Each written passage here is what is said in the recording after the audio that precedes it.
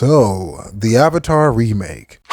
Personally, I really am just tired of remakes. I'm not gonna lie to you. Like, the entirety of the idea of remaking an already child-friendly, all-encompassing show or movie or whatever they're doing, whatever they're remaking at the time, I think it's the stupidest concept in the world because it shows a lack of creativity in the quote-unquote creative minds who even created the Avatar The Last Airbender series aren't even a part of this project. That's what people in the media won't even tell you.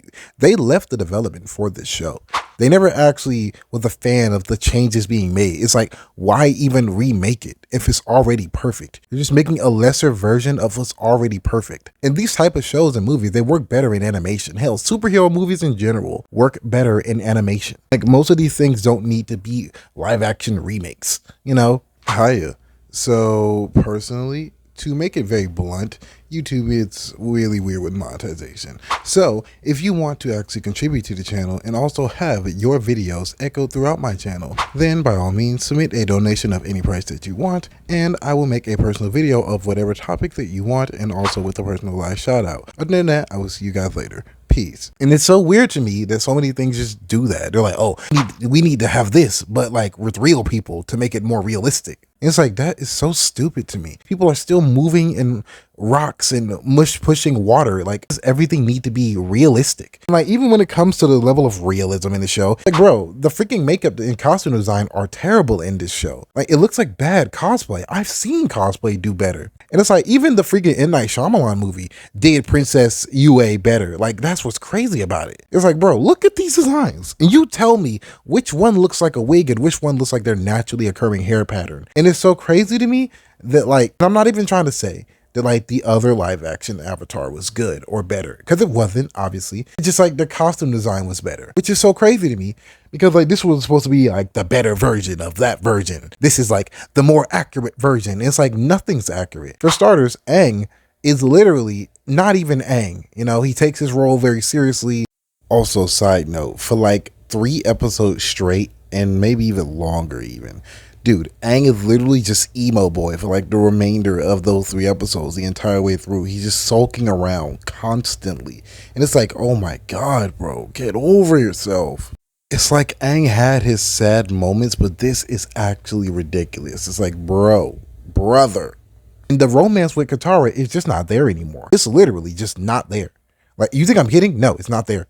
Katara is just a strong, independent woman who didn't even need a teacher, apparently, to this freaking thing. It's so stupid because, like, even in the Avatar series, it was alluded to that Paku was still giving her a lesson when he fought her. Like, he was still teaching her instinctively because he's a teacher at heart, like, either way. And they stripped that away. And even with the Paku stuff, even with the water tribe stuff, it's so dumb because they want to toe the line between, we don't hate women here. We never hate women, even though the original writers didn't even hate women because they wrote the sexism as a character flaw.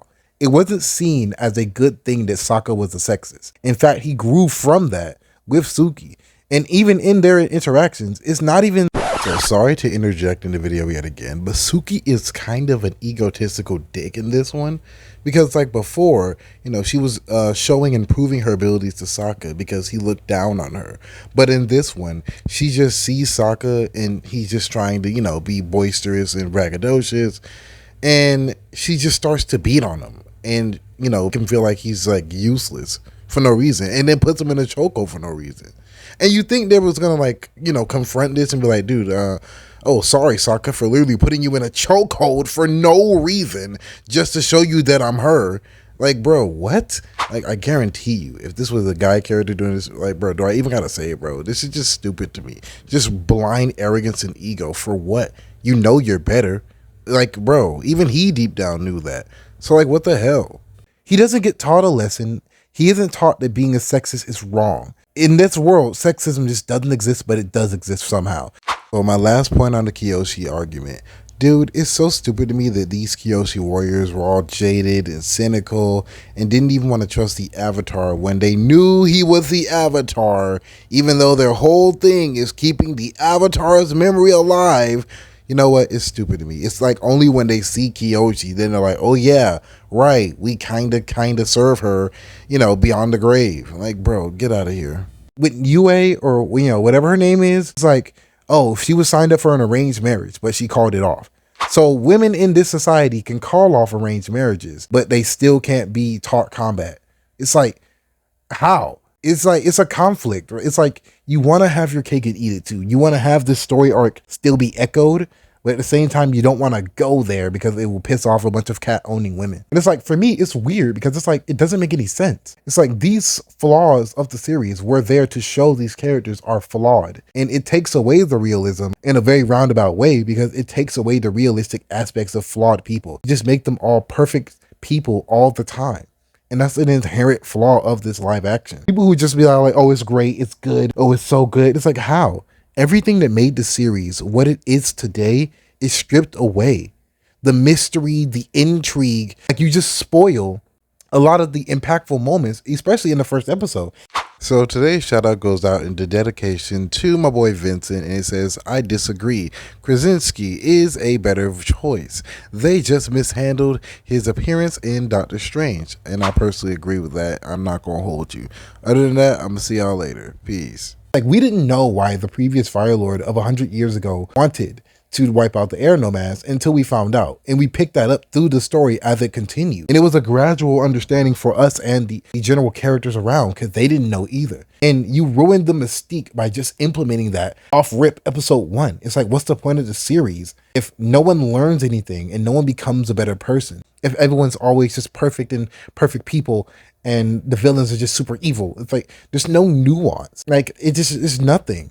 There's nothing there. There's no development. It's just like and it feels like the writers are going under the assumption that everyone already knows. And of course we do. And if we want to get that same nostalgic feeling, just rewatch the already literally perfect story that is right there. But instead they want us to like digest this freaking carbon copy that is nowhere near the original. Like, would you rather have a shadow android or the real ultimate life form? Would you rather have a clone of Goku or just Goku? It's like, the obvious answer is obvious. You want the real thing with the same amount of love and care that the original creators had for the series. And that just isn't there anymore. Instead, everything is just, oh, let's just make it modernized just so we won't piss off women who won't even really care about this shit because they even understand the point of these character flaws. That's why these characters had these flaws. But instead, you just make Sokka, oh, he has daddy issues.